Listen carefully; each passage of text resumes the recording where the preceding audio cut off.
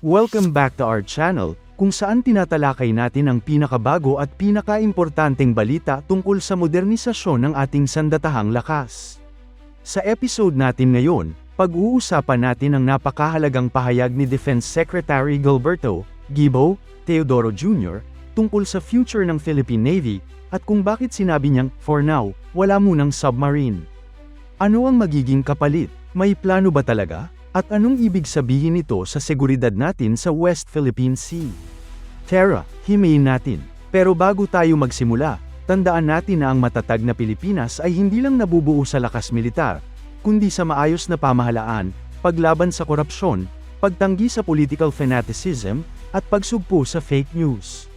Mahalaga yan para sa tunay na seguridad at katatagan ng bansa. Una sa lahat, konting background muna. Noong 2023, in-announce ni Pangulong Bongbong Marcos Jr. na gusto ng gobyerno na magkaroon ng sariling submarine ang Pilipinas bilang bahagi ng modernisasyon ng armed forces. Ilang bansa gaya ng France ang nag-alok na sila raw ang pwedeng mag-supply ng submarino. Pero fast forward sa 2025, iba na ang tono. Sa isang podcast kasama ang maritime expert na si Ray Powell, sinabi ni Defense Secretary Gibo Teodoro na, substitute or alternate capabilities will do for now. Ibig sabihin, wala munang submarine ang bansa sa ngayon, pero may ibang paraan para matugunan ang pangangailangan sa seguridad sa loob ng ating Exclusive Economic Zone o EEZ. So, bakit nga ba hindi muna itutuloy ang pagbili ng submarino? Pero bago pa man ang 2023 pronouncement ni Pangulong Marcos, ilang dekada na ring pinag-iisipan ang pagkakaroon ng Philippine Submarine Force. Balik pa noong panahon ni dating Defense Secretary Delfin Lorenzana, may usapan na ukol sa French-made Scorpeni-class submarines at maging sa mga offer mula South Korea at Turkey. Ngunit sa bawat administrasyon, lagi itong nauurong o nababalam, karamihan dahil sa budget constraints at shifting priorities. Marami ang nagsasabing sayang ang mga naunang oportunidad. Ayon sa ilang retired naval officers, kung naumpisahan sana ang investment 10 o 15 years ago, baka ngayon ay may isa o dalawang operational submarines na tayo. Sa modern warfare, sea denial, ang isang critical na konsepto, ibig sabihin, hindi mo kailangang talunin ang kalaban head-on, basta't mapipigilan mo silang pumasok o gumalaw ng malaya sa iyong teritoryo. Diyan napakahalaga ng submarine. Silent, unpredictable, at pwedeng gamitin sa surveillance, special operations, at deterrence. Pero sa kabilang banda, may mga eksperto ring nagsasabing hindi dapat madaliin ang submarine acquisition.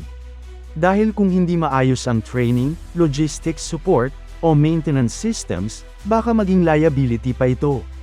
Ang isang idle or non-operational submarine ay parang floating white elephant, mahal pero inutil. Ang isa pang issue ay public accountability. Kasi kahit gustong-gusto ng militar ang high-end equipment gaya ng submarino, kailangan itong ipaliwanag sa taong bayan. Kung may malaking gastusin para sa isang submarine program, dapat ito'y may clear strategic purpose at measurable results. Kaya nga't may ilan din sa academic at defense circles na nagsusulong ng transparent defense modernization na ang bawat hakbang, lalo na sa malalaking acquisitions, ay klaro sa publiko at may suporta ng Kongreso. Kaya ang tanong ngayon, kung hindi muna submarine, ano ang dapat maging focus ng Navy? Ayon sa ilang ulat, itutuloy ng Philippine Navy ang pag-upgrade ng surface fleet, tulad ng multi-role frigates, missile-capable patrol vessels, at mas advanced na radar and electronic warfare systems. Pinapalakas din ang integration ng real-time surveillance networks, para kahit wala pa tayong undersea capabilities, mas malawak naman ang ating situational awareness sa surface at air domain. Ayon kay Teodoro, practical decision ito. Sabi niya, sa kasalukuyang operasyon natin sa EEZ, maaaring sapat na ang mga substitute capabilities. Isang malaking dahilan ay budget.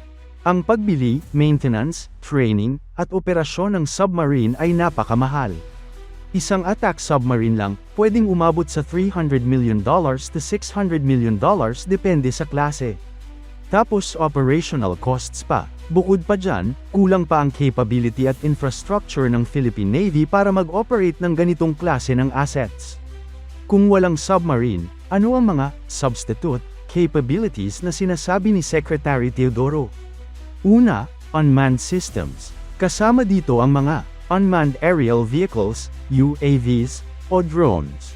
Unmanned Surface Vessels, USVs. T-12 submersible crafts na ibinibigay ng US sa Pilipinas. Ayon kay Teodoro, kailangan natin ng hybrid capabilities para sa surveillance at maritime defense. Mas mura ito, mas madaling i-deploy, at hindi kailangan ng full crew o underwater base. Isa sa mga tinukoy ni Ray Powell ay ang T-12 submersibles. Noong bumisita si dating US Defense Secretary Lloyd Austin III sa Palawan, in-announce niya na magbibigay ang Amerika ng additional T-12 sa Pilipinas. Galing ito sa $500 million foreign military financing ng US. Ayon kay Powell, kahit limitado ang capabilities ng T-12s, magsisilbing panimula ito sa undersea surveillance. Bagamat hindi ito full-fledged submarine, pwede itong gamitin para sa basic undersea monitoring at reconnaissance.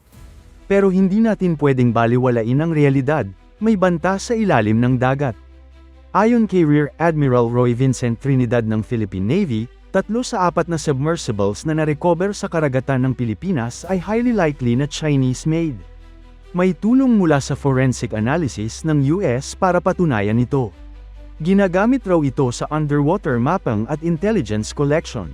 Ibig sabihin, mayroong aktibong paggalaw ang China sa ilalim ng ating mga karagatan. Kaya ang tanong, sapat ba ang substitute systems kung ganito kabigat ang banta?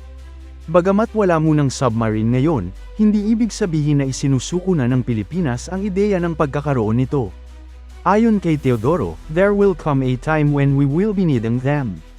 Kapag lumawak na ang operational reach ng Navy, lalo na kung kailangan na nating bantayan ang supply chains at protektahan ang mga barko ng Pilipinas sa international waters, magiging mahalaga na ang submarines.